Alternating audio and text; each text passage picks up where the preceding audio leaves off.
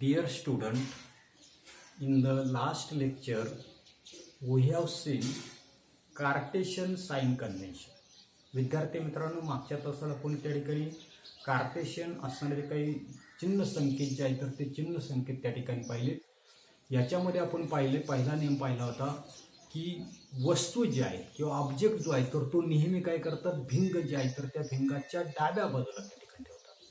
त्याच्यानंतर मुख्य ॲक्सिस जो आहे, प्रिन्सिपल ॲक्सिस जो आहे तर त्या प्रिन्सिपल ॲक्सिसला समांतर असणारे सर्व अंतर जे आहे तर ते ऑप्टिकल सेंटर प्रकाशीय मध्य जो आहे तर त्या प्रकाशीय मध्यापासून आपण त्या ठिकाणी मोजतो. दुसरा सायन्स चिन्ह संकेत त्या ठिकाणी आपण पाहिला की प्रकाशीय मध्य जे आहे तर त्या प्रकाशीय मध्याच्या उजवीकडचे अंतर जे आहे तर ते धन मानतात, तर प्रकाशीय मध्य ओ जो आहे तर त्याच्या डावीकडचे अंतर काय म्हणतात, ऋण त्या ठिकाणी म्हणतात. तिसरा नियम आपण पाहिला होता की तो काही प्रिन्सिपल ॲक्सिस जो आहे तर त्या प्रिन्सिपल ॲक्सिसला परपेंडिक्युलर असणारी, लंब असणारी आणि त्याच्या वरची अंतर तर ते कशी म्हणतात, म्हणजे त्याला ऊर्ध्व अंतर म्हटले तर ती धन त्या ठिकाणी असतात. त्याच्यानंतर मुख्य अक्षाला खालच्या दिशेने लंब असलेले जे काही अंतर जे आहे तर ते ऋण त्या ठिकाणी मानतात. सर्वात महत्त्वाचं आपण पाहिलं होतं की कॉन्व्हेक्स लेन्स असेल, बहिर्वक्र भिंग असेल तर त्याचं फोकल लेंथ नाभी अंतर धन असतं आणि असणारा जो काही लेन्स जो आहे तर तो कॉन्केव्ह असेल, अंतर्वक्र असेल तर त्याचं नाभी अंतर त्या ठिकाणी ते ऋण असतं. हे तुम्ही त्या ठिकाणी लक्षात ठेवा. याच्यानंतरचा पुढचा भाग आपल्याला पाहायचा आहे तर तो लेन्स फॉर्म्युला. की the formula showing the relation between. आता कशामधलं रिलेशन आपल्याला दाखवायचंय तर सर्वसाधारणपणे आपल्याला डिस्टन्स ऑफ द ऑब्जेक्ट कशामधलं पहा, कशामधलं रिलेशन तर distance of the object, distance of the object तर ते कशाने दाखवतो आपण, यू हे स्मॉल अक्षर जे आहे तर त्याने त्या ठिकाणी दाखवतो. त्याच्यानंतर distance of the image, distance of the image ते आपण स्मॉल व्हीने त्या ठिकाणी दाखवतो. आणि तिसरं आपल्याला focal length, and focal length याला आपण त्या ठिकाणी नाभी अंतर म्हणतो. तर ते स्मॉल अक्षर एफ ने त्या ठिकाणी दाखवलं. काय सांगितलंय, the formula showing the relation between, सूत्र कोणामधलं संबंध तर डिस्टन्स ऑफ द ऑब्जेक्ट, म्हणजे पदार्थ जो आहे तर त्या पदार्थाचं वस्तूचं अंतर, त्याच्यानंतर वस्तूची असणारे जे काही प्रतिमा व्ही आणि त्याचा असणारे जे काही नाभी अंतर यांच्यामधील परस्पर संबंध दाखवणारे जे काही सूत्र जे आहे तर त्या सूत्राला म्हटलेलं आहे lens formula. It is given below. आता हे सर्व असणारे जे काही अंतर जे आहे तर ते अंतर आपल्याला गिव्हन बिलो म्हटलेलं, म्हणजे खालील पद्धती. आता काय दिलेलं आहे की 1/v, काय सांगितले 1/v minus 1/u is equal to 1/f. हे सूत्र तुम्ही त्या ठिकाणी व्यवस्थित उदाहरणं सोडवताना आपण त्याचा वापर जो आहे तर तो वापरता येईल. व्ही आपल्या लक्षात आलं काय आहे, distance of the image, you काय आहे डिस्टन्स ऑफ द ऑब्जेक्ट आणि एफ काय आहे फोकल लेंथ त्या ठिकाणी. पुढे आता काय सांगितले, the lens formula is same for any spherical lens and any distance of the object from the lens. हा जो काय आपला असणार तो काय फॉर्म्युला जो आहे 1/v minus 1/u is equal to 1/f. हा जो काय असणार जो काही फॉर्म्युला जो आहे, सूत्र जे आहे तर ते सूत्र कोणत्याही गोलीय भिंगासाठी, मग तो आंतरवक्र असेल, बहिर्वक्र भिंग असेल किंवा सर्व अंतर जे आहे, काय सांगितले पुढे आपल्याला की distances of the object from the lens, तो असणारा जो काही अंतर जे आहे तर ते अंतर कुठेही असेल, म्हणजे तो F4 असेल, F1 आणि ओच्या दरम्यान असेल किंवा F1 to F1च्या दरम्यान असेल, कोणत्याही अंतरासाठी काय सांगितलं आपल्याला हाच फॉर्म्युला त्या ठिकाणी वापरला. पुढे it is however necessary to use the sign convention properly. परंतु आपल्या लक्षात असते सर्व अंतरासाठी जे काही चिन्ह संकेत जे आहे तर ती योग्य त्या ठिकाणी वापरणं आवश्यक त्या ठिकाणी. त्याच्यानंतरचं पुढची कन्सेप्ट आपल्याला पाहिजे तर ते आहे मॅग्निफिकेशन. पुढचं मॅग्निफिकेशन आपल्याला पाहिजे.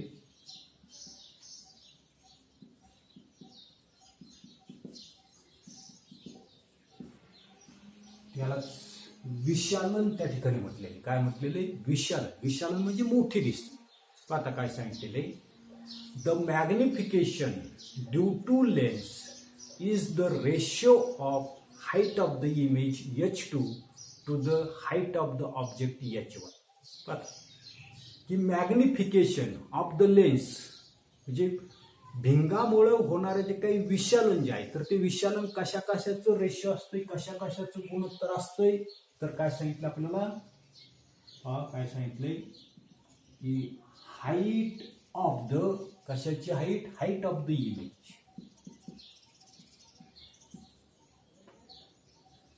अपॉन कसली पुढे की हाईट ऑफ ऑब्जेक्ट. कशाचा रेशो घ्यायचा आहे, कशाचं गुणोत्तर घ्यायचंय, तर असताना ती काही प्रतिमा जी आहे तर त्या प्रतिमेची उंची भागिले वस्तू जी आहे तर त्या वस्तूची उंची. म्हणजेच आपण विशालन जे आहे तर ते आपण कॅपिटल एमने दाखवलेलं आहे. बरोबर, इथे लिहितो मी कॅपिटल एमने दाखवलेले. त्याच्यानंतर हाईट ऑफ द इमेज जी आहे तर ती हाईट ऑफ द इमेज आपण H2 ने त्या ठिकाणी स्मॉल H2 ने दाखवली. आणि हाईट ऑफ द ऑब्जेक्ट म्हणजे वस्तू जी आहे तर त्या वस्तूची उंची कशाने दाखवली आपण? H1 हे जे काही अक्षर जे आहे तर त्याने त्या ठिकाणी दाखवले. पुन्हा एकदा लक्षात घ्या, मॅग्निफिकेशन म्हणजे काय म्हटलं आपण? असणारे जे काही प्रतिमा जी आहे तर त्या प्रतिमेची उंची भागिले वस्तूची उंची. प्रतिमेची उंची H2 ने दाखवली, वस्तूची उंची H1 ने दाखवली. म्हणजे M बरोबर काय म्हटलं? H2 भागिले H1. हे जे काही गुणोत्तर जे आहे तर त्या गुणोत्तरानं आपण जो असणारा भिंग जो आहे तर त्या भिंगाचं विशालन जे आहे तर ते विशालन त्या ठिकाणी काढतो. पुढे the magnification due to lens is related to the distance of the object U and that of the image V from the lens. की भिंगामुळे होणारे जे काही विशालन जे आहे तर ते विशालन कशावर अवलंबून असणार आहे? तर वस्तूचं असणार जे काही अंतर म्हणजे पदार्थ जो आहे तर त्या पदार्थाचं अंतर आणि प्रतिमेचं अंतर याच्याशी देखील त्या ठिकाणी ते संबंधित त्या ठिकाणी असतं. आणि म्हणून आपल्याला हे जे असणार जे काही मॅग्निफिकेशन जो आहे तर त्या मॅग्निफिकेशनचा फॉर्म्युला आपण अशा पद्धतीने त्या ठिकाणी लिहू शकतो. मॅग्निफिकेशन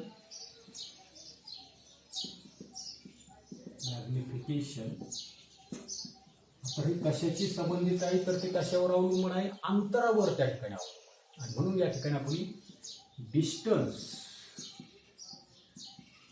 ऑफ इमेज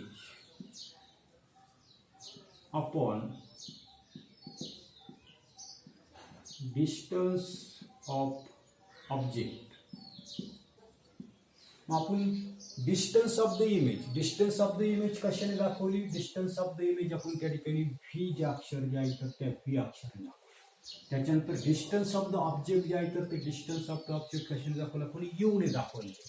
म्हणजेच या ठिकाणी आपल्याला विशालन जे आहे तर ते विशालनाचं दुसरं सूत्र त्या ठिकाणी मिळालं व्ही अपॉन यू. अशा पद्धतीचं विशालन जे आहे तर त्या विशालनाचं दुसरं सूत्र आपल्याला त्या ठिकाणी मिळतं.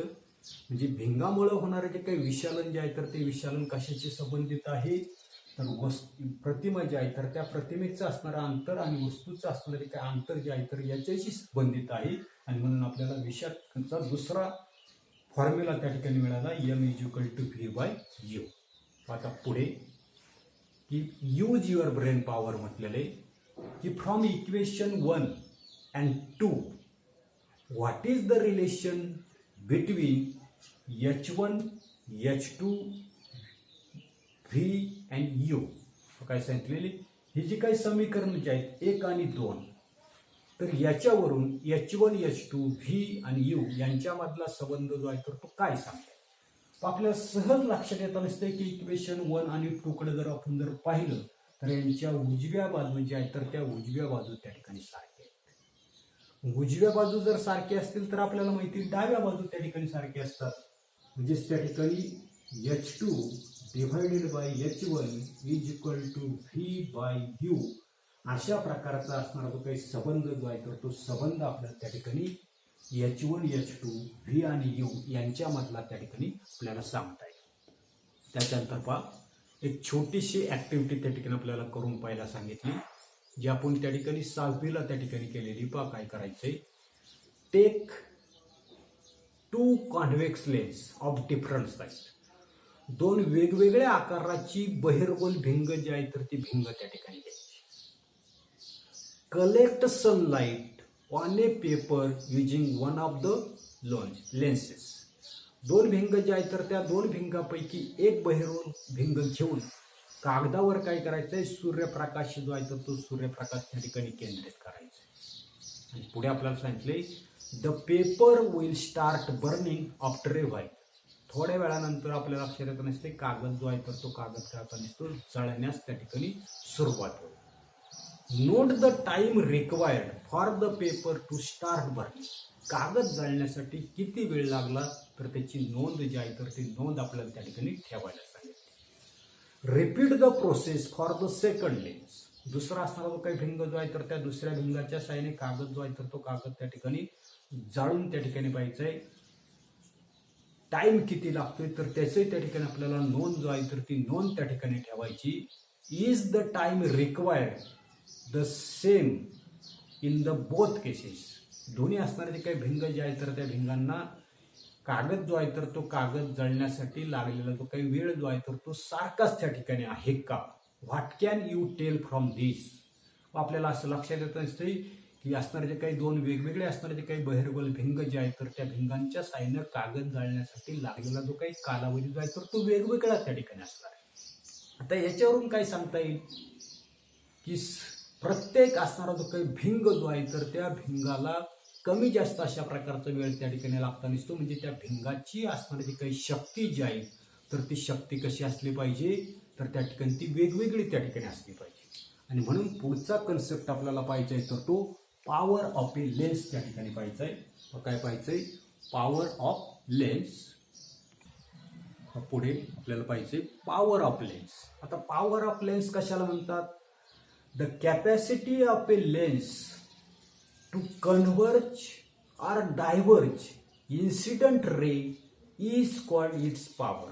बघा काय सांगितलेलं आहे, काय म्हटलेलं आहे, the capacity of the lens. काय म्हटलेलं आहे, the capacity of a lens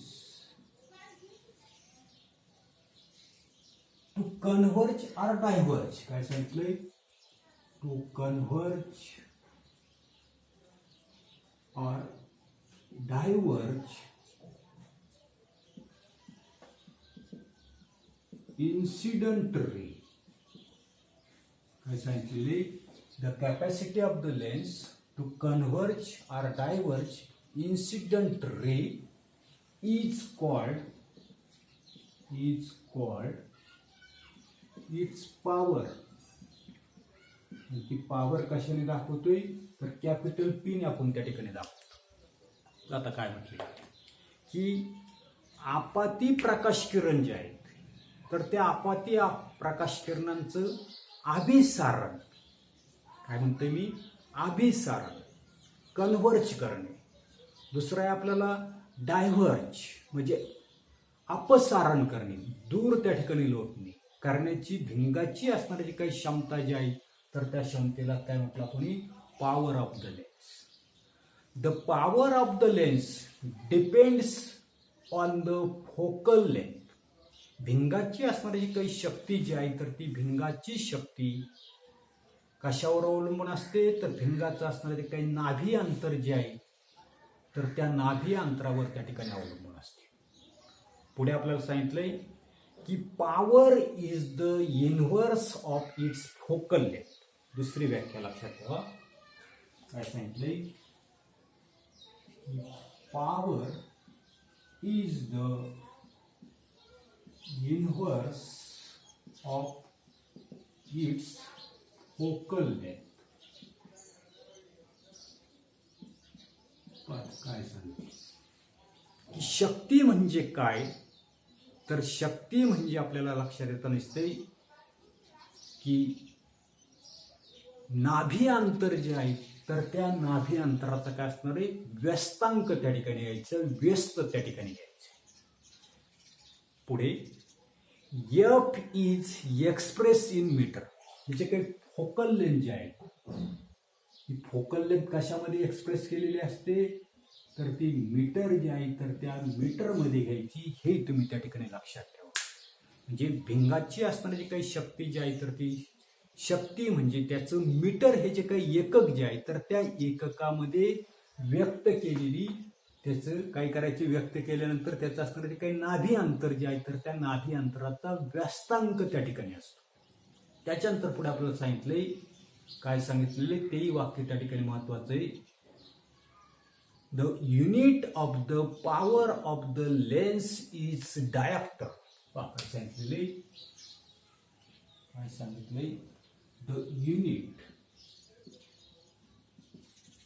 of power of a lens is, काय सांगितले, डायप्टर. काय सांगितलेले, डायप्टर. डायप्टर कंसामध्ये small D, sorry capital D त्या ठिकाणी करायचे. हे युनिट जे आहे तर ते युनिट त्या ठिकाणी लक्षात ठेवायचे. आता काय सांगितले, आपण काय सांगितलेले, power is the inverse of its focal length and this focal length is express in meter. आणि म्हणून आपल्याला त्या ठिकाणी पॉवर जो आहे तर त्या पॉवरचा फॉर्म्युला आपल्याला असं लिहिता येईल की P is equal to 1 upon focal length. 1 upon काय सांगितले, फोकल लेंथ. आणि फोकल लेंथ कशामध्ये एक्सप्रेस केलेली आहे, तर त्या ठिकाणी ती मीटरमध्ये केलेली आहे, किंवा हेच आपण असं लिहू, P is equal to 1 upon F. परंतु F कशामध्ये आहे, मीटरमध्ये त्या ठिकाणी व्यक्त केलेली असेल तर त्याला म्हणलेलं आपण त्या ठिकाणी पॉवर त्या ठिकाणी म्हटले. त्याच्यानंतर पुढे पुढचा कन्सेप्ट आपल्याला पाहिजे आहे, कॉम्बिनेशन ऑफ लेन्सेस. पुढे काय सांगितले, कॉम्बिनेशन ऑफ लेन्सेस. भिंग जे आहे तर त्या भिंगांचं काय करायचं, संयोग त्या ठिकाणी करायचं, एकत्र त्या ठिकाणी करायचं. आता कसं करता येईल, if two lenses with focal length f1 and f2 are kept in contact with each other, the combination has an effective focal length given by. त्या ठिकाणी दोन त्या ठिकाणी काय आहेत, भिंग त्या ठिकाणी आहेत. आणि त्या दोन भिंगांची असणारे जे काही नाभी अंतर जे आहे तर ते नाभी अंतर एकाचं काय असेल तर त्या ठिकाणी f1 फोकल लेंथ असेल, दुसऱ्याची त्या ठिकाणी f2 अशा प्रकारची फोकल लेंथ त्या ठिकाणी असेल. मग आता काय सांगितले, if two lenses with focal length f1 and f2 are kept in contact with each other. एकमेकांच्या संपर्कामध्ये त्या ठिकाणी ठेवली तर त्यांचं असणारे काही कॉम्बिनेशन जे आहे, combination of the lens, effective combination of the lens is given bye. कसं दिलं जातं तर ते आपल्याला दिलेले पहा की 1 upon F is equal to 1 upon F1 plus 1 upon F2. हा जो काही फॉर्म्युला जो आहे तर त्या फॉर्म्युल्यानं काय केला तर त्यांचं कॉम्बिनेशन ऑफ द लेन्सेस किंवा इफेक्टिव्ह फोकल लेंथ जे आहे तर ती इफेक्टिव्ह फोकल लेंथ या सूत्रानं त्या ठिकाणी ती काढली जाते. इथे उदाहरण सोडवताना लक्षात घ्यायचं आपल्याला. पुढे, if the power of the two lenses are P1 and P2 then effective power of their combination. ही दोन भिंग आहेत. पहिल्या भिंगाची असणारी काही पॉवर जी आहे तर ते P1 आहे, दुसरा असणारे काही भिंग जे आहे तर त्या भिंगाची असणारी काही पॉवर जी आहे तर ती पॉवर त्या ठिकाणी P2 त्या ठिकाणी. म्हणजे P1 आणि P2 ही दोन भिंगांची शक्ती असल्यास त्या भिंगांची असणारी काही इफेक्टिव्ह पॉवर, परिणामी असणारी काही शक्ती जी आहे तर ती शक्ती म्हणजेच काय तर सर्वसाधारणपणे त्यांचं कॉम्बिनेशन त्या ठिकाणी करायचे, जी P is equal to P1 plus P2 दोघांचं काय करायचं, कॉम्बिनेशन करून त्यांची इफेक्टिव्ह पॉवर त्या ठिकाणी करायची. म्हणजे सर्वसाधारणपणे P1 आणि P2 अशा प्रकारची शक्ती असलेली जी काही भिंग जे आहे तर त्या भिंगांची काय करायची आपल्याला इफेक्टिव्ह पॉवर काढायची. तर ती इफेक्टिव्ह पॉवर P=P1 + P2 या सूत्राने आपण काढू शकतो. पुढे thus when the two lenses are kept touching with each other, the power of the combined lens is equal to the sum of their individual powers. म्हणजे सर्वसाधारणपणे दोन भिंग जी आहे तर ती दोन भिंग काय केली एकमेकांना त्या ठिकाणी काय केली स्पर्श करून जर ठेवली तर असणारी जी काही त्या भिंगांची असणारी जी काही संयोगी अशा प्रकारची जी काही शक्ती जी आहे तर ती शक्ती म्हणजे काय असेल तर त्या भिंगांची असणारी जी काही पॉवर जी आहे तर त्या पॉवरच्या बेरजेत की त्या ठिकाणी असते इंडिव्हिज्युअल पॉवर एवढी असते हे तुम्ही त्या ठिकाणी लक्षात ठेवा. एवढाच असणारा तो काही भाग जो आहे तर तो भाग आपण या तासाला पाहणार आहोत. पुढील तासाला पाहू. धन्यवाद.